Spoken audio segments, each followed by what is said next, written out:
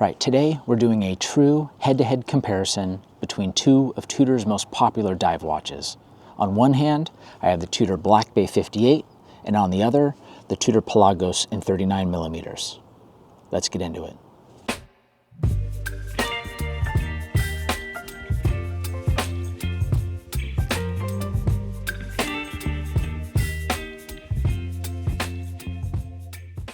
All right, so I've owned the Tudor Black Bay 58 for several years now, and I've had the Tudor Pelagos for well over a year. So I feel like I'm in a really good position to talk about the strengths and weaknesses and compare these two timepieces. So whether you're a seasoned collector or just looking to add a serious dive watch to your lineup, this video should help you decide which one makes more sense for you. By the end of this comparison, I'm going to tell you which of these two timepieces that I prefer and which one is going to be leaving the collection. If you spent any time browsing watch reviews online, you've probably seen a similar formula over and over again. Reviewers break down watches into 8 or 10 categories like design, lume, movement, value, and then they assign scores as if the difference between a 7 and an 8 is somehow objective. The problem with this review style is that most of that data is ordinal. It's personal preference, dressed up as math. And then at the end, the reviewers seem to total all the numbers up and then try to give some objective score like one timepiece beats the other one. But I don't think that that method really gives the proper weight to the different dimensions. After all, some watch collectors really care about value. Other ones really care about brand prestige. And so that style of review doesn't really capture proper weighting. So instead of using that method, I'm just going to compare these two watches and talk about some of the similarities and differences. And in each category, I am going to actually just state which one I prefer. Totally understand that that's very subjective, but if you follow along, I think you'll get a good understanding of the differences between these two very popular dive watches. Now, in some respects, the Black Bay 58 and the Tudor Pelagos 39 have almost more similarities than differences. I mean, they're close enough in size and price and purpose that a lot of people genuinely debate between whether they should get the Black Bay 58 or the Tudor Pelagos 39, both being a 39 millimeter case. So let's do this head-to-head comparison. So first off, let's talk about options and configurations.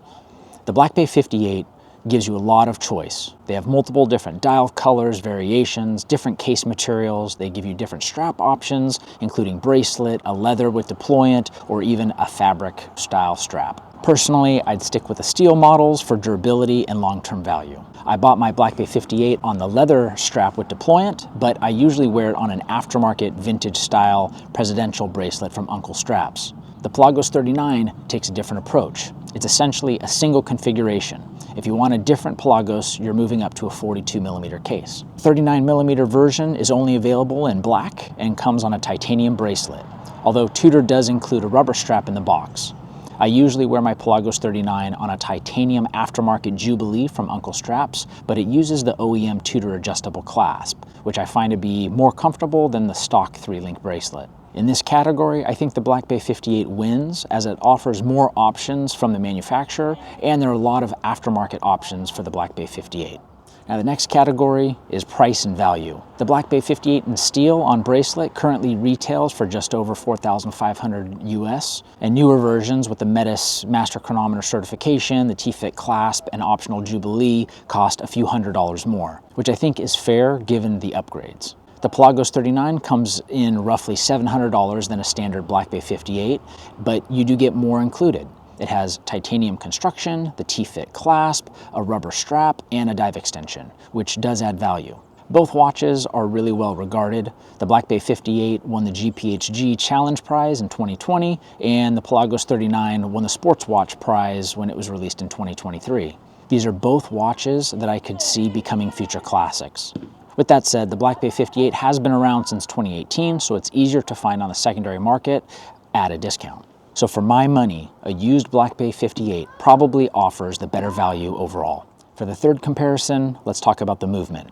Both watches use a COSC certified time-only movement with a 70-hour power reserve.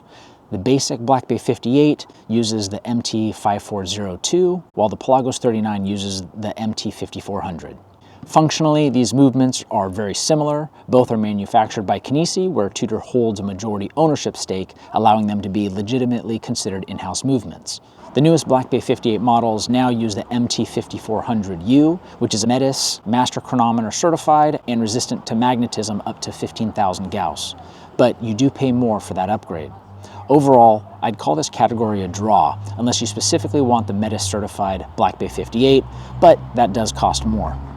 Now let's talk about the case themselves. In terms of overall shape, these watches are surprisingly similar. The mid-case profiles look nearly identical, and you could argue that they're the same design executed in different materials. Where they really diverge is in the finishing. The Black Bay 58 mixes brushed surfaces with polished flanks and chamfers, which gives it a more refined presence. The Pelagos 39 is entirely brushed. There's no polishing anywhere, which immediately reinforces its tool watch identity.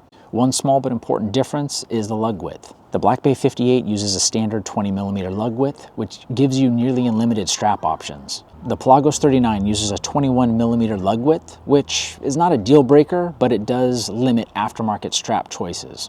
From a wearability standpoint, both watches sit very comfortably on the wrist. Lug length and proportions feel nearly identical in daily use. Now let's isolate the crystal. The Black Bay 58 uses a domed sapphire crystal, which leans heavily into the vintage aesthetic and adds visual height. The Pelagos 39 uses a flat sapphire crystal. On paper, it appears thinner, and in practice, it's less exposed and less likely to take a hit. Both crystals are high-quality sapphire, but personally, I would probably prefer a flat sapphire on the Pelagos because I tend to be rough on my dive watches. Now let's talk about the crown and crown guards. The Black Bay 58 doesn't use traditional crown guards. Instead, it relies on a pronounced crown tube. The crown itself is topped with a Tudor rose. The Pelagos 39 features integrated crown guards that allow the crown to tuck into the case more cleanly. The crown is a little bit larger, has more aggressive knurling, and features the Tudor shield. From a usability standpoint, I probably prefer the Pelagos crown design overall. Now let's talk about the dial and handset. The Black Bay 58 uses applied markers in a mix of shapes and offers multiple dial and lume color options. The finishing on the hands and markers is pretty good and feels more refined. The Pelagos 39 has a cleaner, more modern dial layout with square markers that pair well with the snowflake hand. I also like how they use black paint at the center of the Pelagos hand stack, giving it that floating hands effect. One of my frustrations with the Pelagos is that the lume plots glow brighter than the handset, and the finishing can look rough compared to the Black Bay 58. The lume on the Black Bay 58 glows green, whereas the Pelagos glows in blue. Now let's talk about the bezel. The Black Bay 58 uses a matte aluminum bezel insert with a vintage-style lume pip. The Pelagos 39 uses a ceramic bezel with fully lumed markers and a more modern look. Both have solid action, but the Pelagos is easier to grip thanks to its wider profile. The bezel itself hangs out from the edge a little bit more. So between the two, all things being equal, I would have to give the nod to the Pelagos bezel action. Now let's talk about the differences with the bracelet and clasp. This is one of the bigger functional differences. The standard Black Bay 58 has a solid clasp with some micro adjustments, but it doesn't have the on-the-fly adjustment and wetsuit extension. The Pelagos 39 uses Tudor's T-Fit system, which allows quick adjustment and includes a dive extension. It's lighter in weight, a little more comfortable, and probably more practical. The Pelagos has 21mm lug width compared to the 58's 20mm lugs. The Pelagos bracelet tapers gently, while the 58 bracelet steps down and has faux rivets on the flanks, which I kind of dislike. The two clasps also have slightly different safety clasp designs. Aesthetically, looking at the clasp, I probably prefer the Black Bay 58 design. However, the taper, the T-Fit clasp, and wetsuit extension of the Pelagos means I probably prefer that one a little bit more. Next, let's talk about materials and finishing. The Black Bay 58 uses 316L stainless steel, which is brighter and more versatile. The Pelagos 39 uses grade 2 titanium. It's lighter in weight, but a little darker in color, and it has a more utilitarian feel. 316L steel is considered a stainless steel, but if you're around salt water and you don't properly care for it, you can get some surface rust on it, even though it's considered stainless. Titanium resists corrosion much better, as it won't rust on you at all. So if you're someone that's working around salt water a lot, you might go with the Pelagos 39. But if you want elegance and versatility, the Black Bay 58 wins. Now I want to talk about the philosophy of use. The The Black Bay 58 is a vintage-inspired diver that works in almost any setting. The Pelagos 39 is a more modern instrument, built to be worn hard, but that ruggedness can make it feel a little bit out of place in more formal situations. And so because of the versatility of the vintage-inspired Black Bay 58, I think that the Black Bay 58 will work in more situations. So if you want a versatile, vintage-inspired diver, the Black Bay 58 is an excellent choice.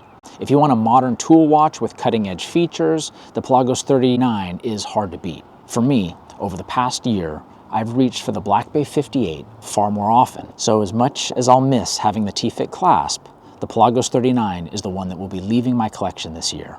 Let me know in the comments if you think I'm making a mistake. Now, if you've made it this far and got some value out of this video, please hit the like button. If you want more content like this, consider subscribing.